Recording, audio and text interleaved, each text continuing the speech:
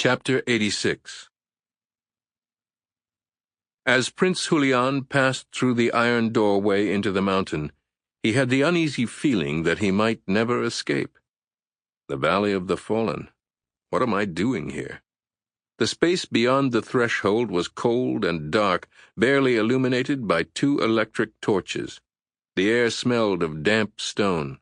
A uniformed man stood before them holding a loop of keys that jangled in his trembling hands.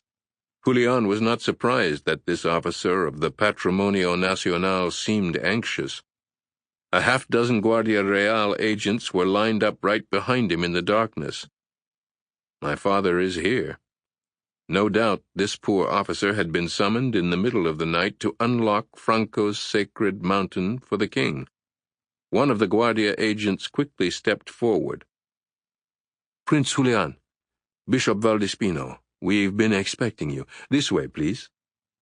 The Guardia agent led Julian and Valdespino to a massive wrought-iron gate on which was carved an ominous Francoist symbol, a fierce, double-headed eagle that echoed Nazi iconography. "His Majesty is at the end of the tunnel," the agent said, motioning them through the gate, which had been unlocked and stood partially ajar.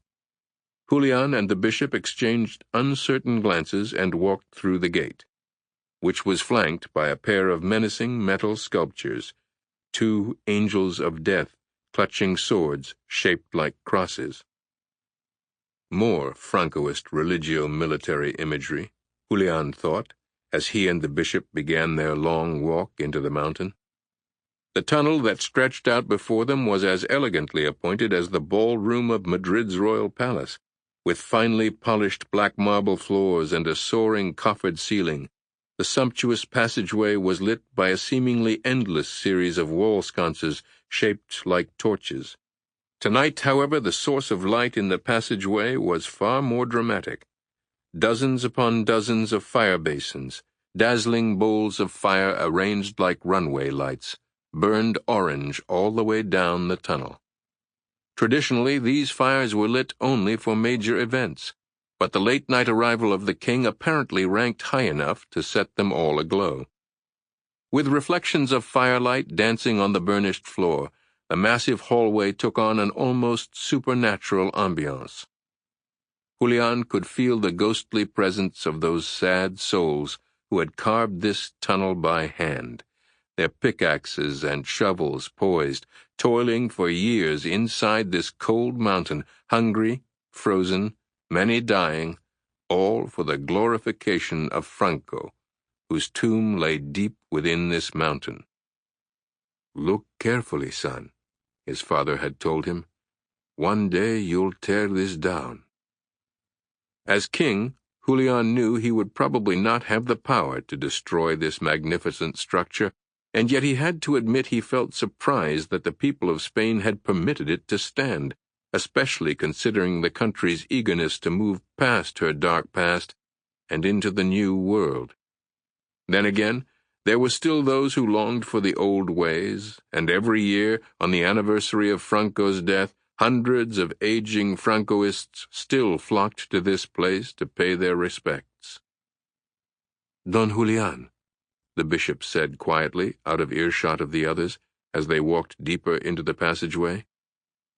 "Do you know why your father summoned us here?" Julian shook his head. "I was hoping you would know." Valdespino let out an unusually heavy sigh. "I don't have any idea." If the bishop doesn't know my father's motives, Julian thought, then nobody knows them. "I just hope he's all right," the bishop said with surprising tenderness. "Some of his decisions lately." "You mean like convening a meeting inside a mountain when he should be in a hospital bed?" Valdespino softly smiled. "For example, yes." Julian wondered why the king's Guardia detail had not intervened and refused to bring the dying monarch out of the hospital to this foreboding location. Then again, Guardia agents were trained to obey without question, especially when the request came from their commander-in-chief. "I have not prayed here in years." Valdespino said, gazing down the firelit hallway. The tunnel through which they were moving, Julian knew, was not solely the access corridor into the mountain. It was also the nave of an officially sanctioned Catholic church. Up ahead, the prince could begin to see the rows of pews. La Basilica Secreta, Julian had called it as a child. Hollowed out of the granite mountain, the gilded sanctuary at the end of this tunnel was a cavernous space, an astonishing subterranean basilica with a massive cupola. Rumored to have more total square footage than St. Peter's in Rome, the underground mausoleum boasted 6 separate chapels surrounding its high altar, which was meticulously positioned directly beneath the cross atop the mountain. As they neared the main sanctuary, Julian scanned the enormous space looking for his father. The basilica, however, appeared totally deserted. "Where is he?" the bishop demanded, sounding worried. Julian now shared the bishop's concern, fearing the Guardia had left the king alone in this desolate place. The prince quickly moved ahead, peering down one arm of the transept and then another. No sign of anyone. He jogged deeper, circling around the side of the altar and into the apse.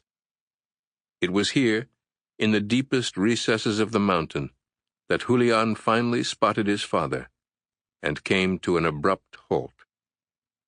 The King of Spain was completely alone, covered with heavy blankets, and slumped in a wheelchair.